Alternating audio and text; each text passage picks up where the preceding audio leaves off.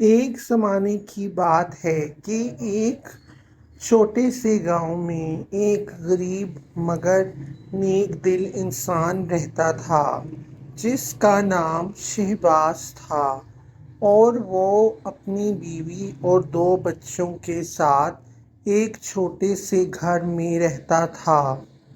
ان کی زندگی بہت سادہ اور صبر سے بھری تھی۔ شہباز ایک کسان تھا جو کھیتی باڑی بھی کرتا تھا۔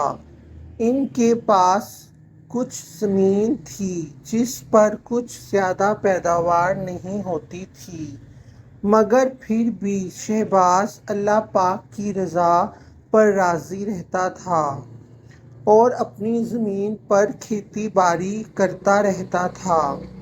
ایک دن ہوا کچھ اس طرح کہ یہ جس گاؤں میں رہتا تھا وہاں شدید طوفان آیا جس نے شہباز کے کھیتوں کو بری طرح متاثر کر دیا، جس سے اس کی فصل بھی تباہ ہو گئی اور اس سے کوئی آمدنی بھی نہ ہو سکی۔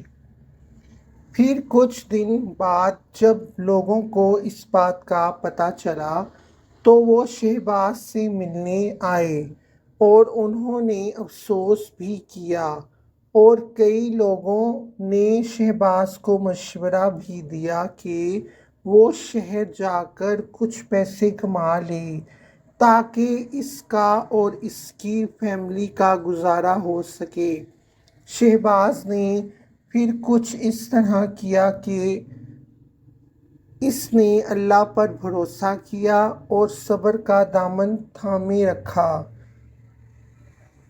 اس نے اپنی بیوی اور 2 بچوں کو کہا کہ تسلی رکھو، اللہ پاک بہتر کریں گے۔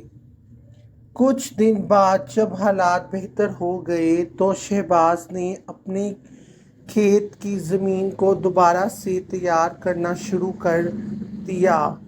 وہ ہر روز صبح سویرے اٹھ کر محنت کرتا اور شام تک کھیتوں میں کام کرتا رہتا۔ ایک رات شہباز کھیتوں میں پانی دے رہا تھا کہ اس کی نظر ایک چمکدار چیز پر پڑی جو زمین کے اندر دفن تھی۔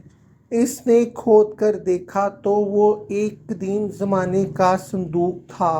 شہباز نے صندوق کھولا تو وہ سونے چاندی کے سکوں سے بھرا پڑا تھا۔ وہ یہ دیکھ کر بہت خوش ہو گیا۔ اس نے فوری اپنے گھر جا کر اپنی بیوی کو یہ خوشخبری دی۔ شہباز نے یہ سونے اور چاندی کے تمام سکے بازار میں بیچ دیے اور اس سے اچھی خاصی رقم حاصل ہوئی، جس سے شہباز نے اپنے کھیتوں کو اور زیادہ بہتر کیا اور اس کے گھر کے حالات بھی بہت اچھے ہو گئے، اور اس نے بہت سے گاؤں والوں کی مدد بھی کی۔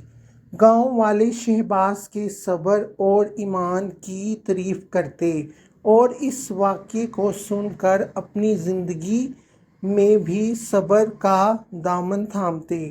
یہ واقعہ ہمیں یہ سبق دیتا ہے کہ مشکل حالات میں صبر کرنا اور اللہ پاک پر بھروسہ رکھنا ہمیشہ بہتر نتائج لاتا ہے۔